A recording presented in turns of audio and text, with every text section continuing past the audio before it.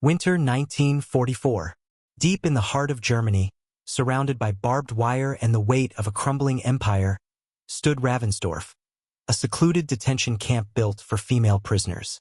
Frost clung to the iron fences like a second skin. The air was sharp, cutting through the prisoners' thin uniforms as if to remind them of the war outside. Inside the camp, time moved like a rusted clock, slow, predictable, suffocating. Every morning at dawn, whistles echoed. Lines were formed. Heads were counted. Boots struck the frozen ground in perfect rhythm. The women obeyed not because of loyalty, but because survival demanded it. Among them was Elena Weber, a quiet figure with sharp eyes. She wasn't a leader, nor a troublemaker. She simply observed walls, guards, sky. For months, that sky had been empty, a dull gray ceiling above their prison. But on this particular morning, something changed. At exactly 9:42, the low hum arrived. It was faint at first, like a distant storm rolling in. The guards stiffened. Prisoners exchanged uneasy glances. The sound grew louder, deeper, heavier until it was no longer a hum but a roar. Then they saw it. Breaking through the winter clouds, massive silhouettes emerged, Boeing B-29 Superfortress bombers, flying in tight formation, their silver bodies glinting in the pale light.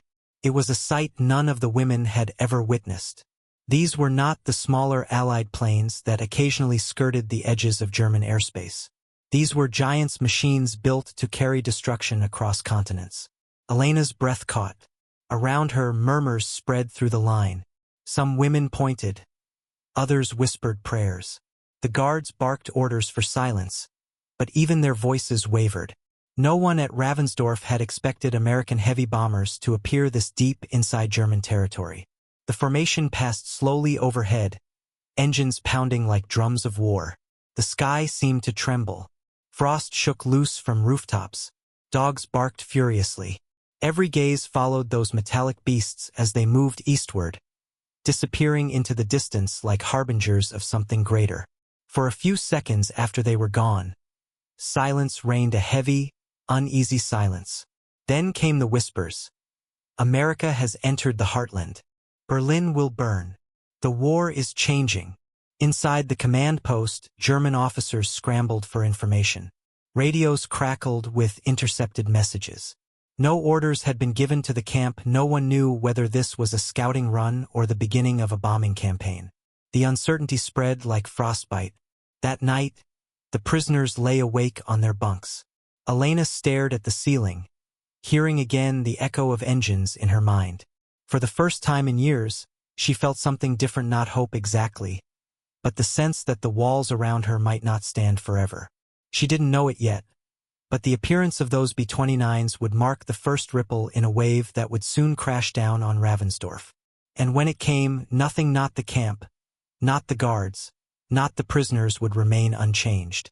The morning after the bombers appeared, the camp awoke in a strange, unsettled quiet. The usual barking of guards felt sharper, as if forced to cut through something heavier than air.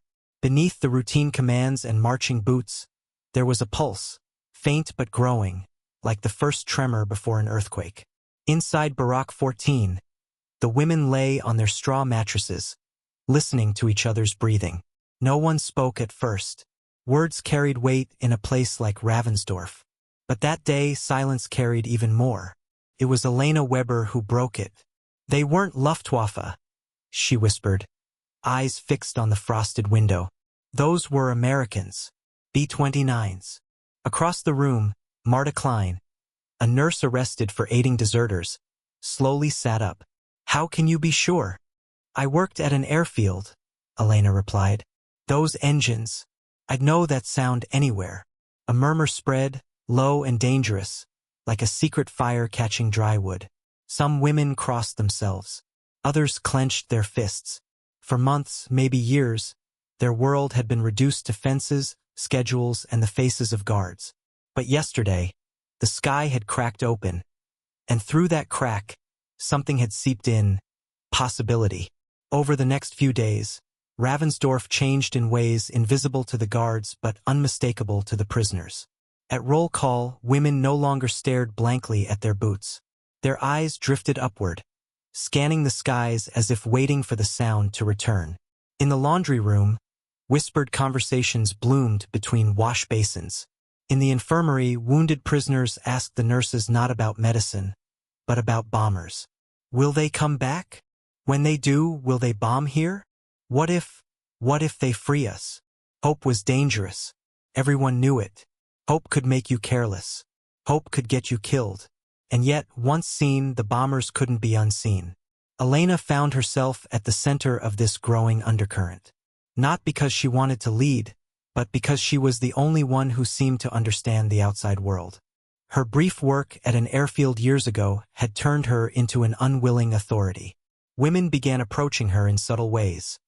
A look during work detail, a quick question whispered during evening rations, a folded note hidden in a piece of bread. They asked about distances, air routes, bombing patterns, things she hadn't thought about since before the war turned her into a prisoner. At first, she answered cautiously. But as days passed, something changed inside her too. She began drawing crude maps on scraps of paper, using charcoal from the stove. She explained how bomber formations flew, why they might appear in this region, how American air strategy had shifted after capturing bases in Italy. Every word she spoke fanned the flames. Then came the 13th night. The guards had grown uneasy since the bombers' appearance. Radios in the command post barked constantly, full of static and hurried voices. Spotlights scanned the skies more often, but they hadn't noticed what was happening under their feet. In the barracks, after lights out, whispers flowed through the dark like currents in a black river. Elena, Marta, and 3 others, Anya, Ruth, and Ilsa, gathered near the corner wall, hidden from the watchtower's direct view. Ruth, the youngest among them, barely 20, trembled as she spoke. My brother, he's in Hamburg. If the bombers reached here, maybe they'll reach everywhere. Marta interrupted, her voice firm. This war is ending. You can feel it. Elena didn't promise anything. She didn't need to. The silence after her explanations was heavier than any speech. For the first time, the women weren't just surviving day by day. They were watching for a future. Subtle acts began to emerge. A guard's schedule noticed. A weak spot in the fence memorized. A hidden crawl space under Barak 12 rediscovered. No grand plans, not yet. Just awareness spreading like light in a cave. The older prisoners, once too broken to care, started to ask questions again. Even those who had sworn never to hope after losing everything found themselves listening for engines at night. Elena often lay awake, her heart divided.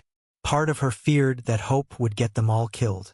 But another part, buried for years under routine and despair, had begun to beat again. Then, on the morning of January 3, 1945, it happened. The sound returned. Faint at first, then unmistakable, the deep, rolling thunder of distant bombers.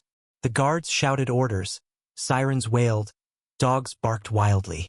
Prisoners froze in their lines, necks craning toward the clouds. The formation appeared larger this time. At least a dozen B-29s, their silver bodies catching the pale winter sun, moving in perfect formation. The camp collectively held its breath. No bombs fell that day. The planes passed overhead, continuing eastward toward industrial targets. But their presence struck harder than any explosive. They were back. And with their return, whispers in Ravensdorf became something else. Not just conversations, but a quiet network. A shared understanding. A dangerous thought passed from woman to woman. If the Americans can reach this far, maybe we can too. The second appearance of the bombers changed the atmosphere of Ravensdorf in ways the guards couldn't fully grasp. What had once been a place of routine submission became a space charged with quiet intent. Something invisible had shifted. The women began to move differently. At roll call, they no longer looked down in defeat. Their eyes lifted toward the horizon, scanning for contrails like silent sentinels. In the workshops, their hands worked mechanically, but their minds no longer belonged to the camp. They belonged to the sky. The guards noticed the change but couldn't name it. Some grew harsher, barking orders, striking at minor infractions. Others grew nervous, sensing the tremor under the surface but mistaking it for collective hysteria. For the prisoners, however, the tremor was becoming a rhythm. In Barack 14, Elena found herself at the heart of something unplanned. Each night, small groups of women gathered in hushed circles. They didn't speak of escape directly, that was too dangerous. Instead, they spoke in fragments, gestures, and code. Did you hear them again? They're flying lower now. My friend in the kitchen says the guards received evacuation maps. Someone saw trucks moving at night. These fragments slowly wove a web of shared understanding. The women began to piece together information like parts of a puzzle. Marta, with her medical access, overheard officers speaking about bomb supply lines. Ilsa, assigned to laundry duty near the command post, glimpsed telegrams marked with red stamps. Anya, working in the storage rooms, noticed crates being quietly relocated. None of these fragments meant much alone, but together, they painted a picture. Germany's defenses were faltering, and Ravensdorf, once an isolated fortress, was no longer beyond the reach of war. The change in mindset wasn't just practical, it was emotional. For years, these women had trained themselves not to feel. Hope, love, even anger, all of it had been stripped away to survive the monotony of oppression. But now, as engines rumbled above them, emotions crept back like thawing ice. Marta started humming lullabies under her breath while working, something she hadn't done since before her arrest. Ruth began writing her brother's name in the dust on the window each night, as if sending silent messages to the sky. Even Ilsa, the most cynical among them, was caught staring at the clouds with something dangerously close to wonder. Elena noticed all of it. She didn't see herself as a leader, but she understood something important. A spark had been lit, and sparks could either warm or destroy. In mid-January, the raids intensified. Allied planes were no longer rare visitors. They became a daily presence. Sometimes they passed far overhead toward industrial targets. Other times, the distant thump of explosions reached the camp like a heartbeat from beyond the walls. The guards tried to maintain control. Sirens howled, orders grew stricter, and punishments harsher.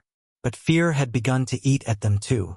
Even the officers, once untouchable, now glanced nervously at the sky when engines approached. One night, during a brief power outage caused by nearby bombings, Barack 14 plunged into darkness.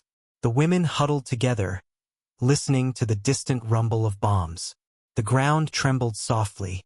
Someone began whispering a prayer. Another whispered a song. It wasn't coordinated. It simply happened, dozens of voices merging in the dark, fragile but united. For the first time, the barack didn't feel like a cage. It felt like a shared shelter, trembling beneath a sky that no longer belonged solely to their captors. Elena, Marta, and the others began taking calculated risks. They mapped the patrol times of the outer fence. They observed which guards were lazy during night shifts. They memorized the paths of supply trucks. Nothing was written down. Everything lived in whispers, glances, and memory. They weren't planning a breakout. Not yet. They were preparing for a moment they all felt was coming, though none could name it. Ruth became their lookout. Her barack window faced the western sky, and each afternoon she would press her face to the cold glass, scanning for silver dots in the clouds. When she saw them, she would signal with a subtle gesture, a hand brushing through her hair twice, to alert the others. These tiny acts of resistance might have seemed insignificant to an outsider, but inside Ravensdorf they were seismic. Not everyone welcomed this growing current. Some prisoners, broken by years of captivity, whispered warnings. Stop talking about planes. They won't save us. Hope gets people killed here. You'll bring punishment down on all of us. And they weren't wrong. A single overheard whisper could lead to interrogations, beatings, or worse. But the whispers continued. Like wind through cracks in a wall, they couldn't be contained. In late January, a pivotal event occurred. During a work detail near the northern fence, Elena noticed something she hadn't before. A small depression in the earth, partly covered by snow, near where the drainage ditch curved away from the camp. She didn't act immediately, that would have been suicide. Instead, she memorized every detail. The angle, the distance to the nearest watchtower, the rhythm of the patrol. That night, she shared what she'd seen with Marta and Ilsa. No one said the word escape. They didn't need to. Their eyes said it for them. The camp's mood was now balanced on a knife's edge. The outside world was closing in, and inside, the prisoners' hearts were opening up after years of being locked shut. They still marched, still worked, still endured the daily humiliations. But beneath it all, a second life pulsed, invisible to the guards. A life of observation, preparation, and a fragile but growing sense that their fates were no longer sealed. And every time the engines thundered overhead, that pulse grew stronger. As January gave way to February 1945, the war outside grew louder. The distant rumble of artillery reached Ravensdorf more often. At night, the horizon sometimes glowed faintly, the reflection of burning cities dozens of kilometers away. For the first time, the prisoners could see the war, not just hear it. Inside the camp, something else had taken root: trust. It was fragile, built carefully through whispers, shared glances, and the quiet rhythm of survival. In a place where betrayal meant death, trust was the most dangerous weapon they possessed. But it was also the most powerful. Elena became an unspoken axis around which this new network turned. She didn't order anyone. She didn't give speeches. She simply listened, remembered, and shared what mattered. Her quiet certainty gave the others a sense of direction in a world without maps. Marta used her position in the infirmary to quietly distribute information. Patients came in with injuries from work details, but they left with whispered updates. A convoy spotted heading east, a new group of guards arriving, a rumor about the Allies advancing on the Rhine. Anya, who worked in storage, started slipping small items to trusted women. Pieces of cloth, broken utensils that could be sharpened, bits of wire. Nothing obvious, nothing that would trigger suspicion, but enough to feel like preparation. Ruth remained their eyes on the sky. She had learned to read the contrails. Thick, high trails meant bombers passing toward industrial zones. Thinner, lower ones meant scouting runs or diversion. She whispered these observations like secrets from the heavens. With each raid, their inner world grew stronger. They began developing a subtle communication system. 2 knocks on a wall meant bombers spotted. A piece of white cloth tucked into a windowsill meant guards distracted. A small scratch on the bunk post meant meeting tonight after lights out. None of this was written down. It lived in memory and intuition, passed like a secret language between souls who had nothing left to lose.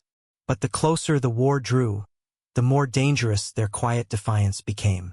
One evening, during roll call, a prisoner from another barrack broke formation and whispered something to a guard. No one heard the words, but the consequences arrived swiftly. The next morning, 3 women from Barrack 12 were taken away for questioning. They didn't return. The message was clear. The walls could whisper back. For a brief moment, fear returned like a cold wind through cracked windows. Conversations grew quieter. Eyes lowered again. The fragile network trembled under the weight of betrayal. But then something unexpected happened. That night, the bombers came again, closer than ever. The engines roared overhead like thunder tearing through the sky. Spotlights swept wildly.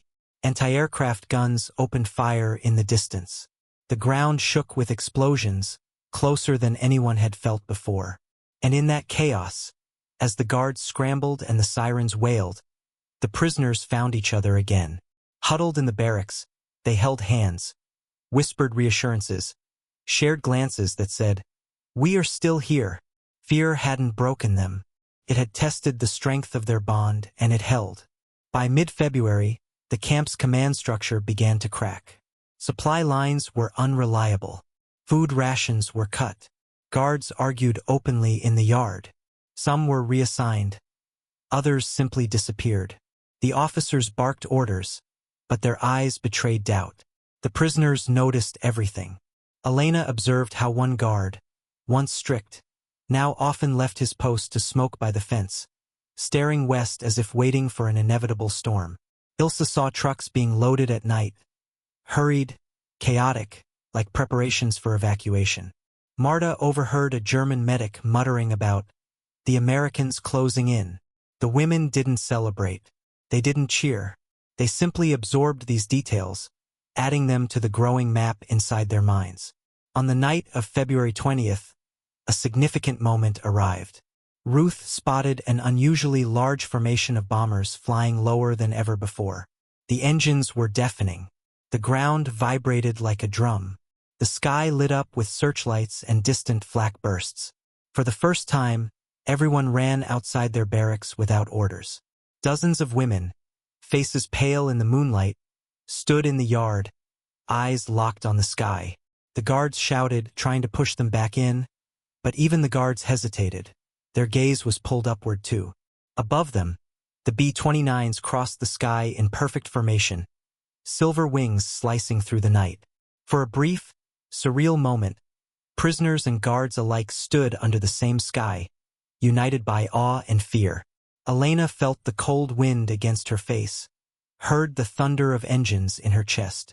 Around her, whispers rose, fragile but unstoppable. They're coming closer. Soon. This can't last much longer. She didn't answer. She didn't need to. In the weeks that followed, the psychological transformation was complete. The women of Ravensdorf were no longer passive victims of war. They had become observers, thinkers, conspirators. Their minds were no longer trapped within the fences. They were out there, flying alongside the bombers, reading the winds of change. The guards still held the guns. The walls still stood. But beneath the surface, the power dynamic had shifted. And when the war finally reached Ravensdorf, as all of them now believed it would, these women would not meet it as broken prisoners. They would meet it as a quiet force, united not by weapons, but by whispered trust and a shared understanding forged under the roar of American engines.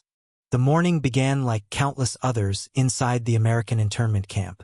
Rows of low wooden barracks sat silently beneath a pale autumn sky, the air crisp and cool, carrying the faint smell of pine and damp soil. The women moved through their routines with practiced precision, lining up for roll call, receiving their rations, sweeping the walkways between buildings. Yet beneath the surface of routine, an invisible tension always lingered. These women, former members of a defeated regime, were caught between two worlds. The one they had left behind in Germany, and the uncertain future that stretched endlessly across the barbed wire. At first, the distant sound was faint, barely noticeable amid the ambient noises of the camp. The creak of doors, the muffled conversations, the rhythmic footsteps of guards. But then it grew louder. A deep, reverberating hum spread through the air, low and steady, like an approaching storm. Heads began to turn instinctively. A few of the women paused mid-step, their brooms frozen in the air. Others lifted their faces toward the sky, squinting against the morning light. And then they saw it. High above the camp, gleaming like silver birds against the pale blue, a formation of massive aircraft cut through the clouds. The planes were unlike anything most of the prisoners had ever seen up close. They were Boeing B-29 superfortresses, symbols of America's unmatched air power during the war. Their wide wings and pressurized fuselages glinted in the sunlight as they flew in disciplined formation, engines roaring in perfect unison. A murmur spread across the yard. Women dropped what they were holding. Some stepped closer to the fences, gripping the cold metal wires, pressing their faces against them to get a better look. Others simply stood in place, their eyes wide, transfixed by the sight of the massive bombers soaring overhead. It was as if the sky itself had opened to remind them of the power that had reshaped their world. For the guards, this was a routine flyover, one of many training routes that passed near the camp. But for the women, it was something else entirely. These were the same kinds of bombers that had reduced German cities to rubble, that had flown across oceans to strike at the heart of an empire they once believed unbreakable. The low rumble of the engines echoed in their chests like a memory returning too vividly to ignore. In that moment, something unspoken rippled through the camp. The women, who normally kept to their small groups, divided by rank, background, or lingering ideology, suddenly shared a single emotion. A collective shiver that passed from one to another. Some felt awe, others felt fear. A few felt an almost bitter admiration for the machines that symbolized both defeat and a strange kind of progress. These were not the fragile biplanes of old. These were giants crossing continents with ease, rewriting the rules of war. One section of the camp yard grew especially still. A cluster of younger prisoners, many barely in their 20s, stood shoulder to shoulder. For them, the sight of the B-29s was not just a reminder of destruction. It was a glimpse into a technological world that had outpaced the one they had known.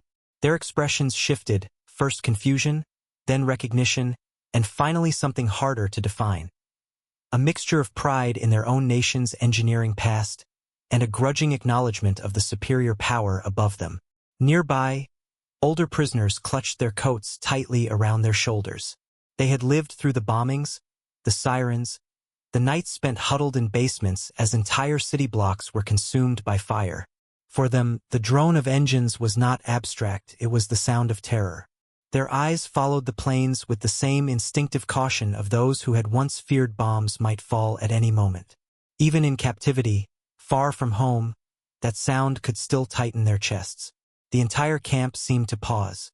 Even the wind quieted for a brief moment. No one spoke. The only sound was the mechanical chorus from above, growing louder as the planes passed directly overhead. Sunlight flashed off the polished aluminum skins, creating bright flares that momentarily blinded anyone looking up. A few prisoners instinctively shielded their eyes.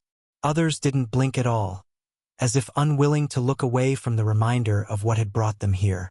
It wasn't just the sight that affected them, it was the scale. The bombers moved in tight, perfect formation, their shadows sliding across the ground like a dark wave. The prisoners felt that shadow wash over them, a visceral sensation that stirred old fears. It was as if the power of an entire nation was passing above their heads, indifferent to the lives below. Slowly, reactions began to diverge. Some prisoners crossed themselves silently, muttering prayers in German. Others stood stiff and defiant, trying to mask their unease. A few whispered to one another, exchanging quick, nervous remarks about the number of planes, their altitude, their possible destination. But most remained quiet, letting the weight of the moment settle on their shoulders. As the formation began to recede toward the horizon, something unexpected happened. Several women, without planning or prompting, began to hum faintly, an old tune from before the war. It was not patriotic. It was simply a melody they all seemed to remember, a fragment of a shared past. The sound spread softly through the yard, mingling with the fading roar of engines. For a brief moment, the harsh boundaries between prisoners blurred. They were no longer officers or civilians, loyalists or skeptics. They were simply women watching history fly overhead, reminded of what they had lost. The guards eventually shouted orders, breaking the spell. Work resumed. Brooms swept again, buckets clanged, conversations restarted in low tones. But something had changed.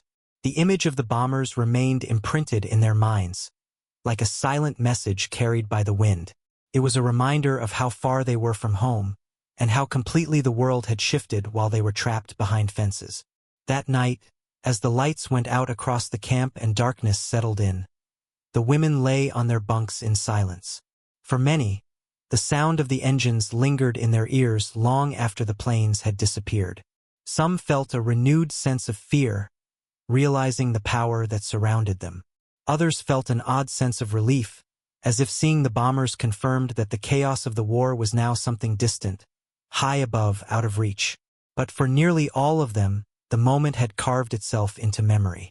The sight of those Boeing B-29 superfortresses crossing the sky was not just a spectacle.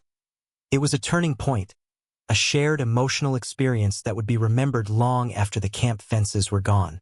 In that brief span of time, every prisoner had looked upward together, united not by ideology, but by awe.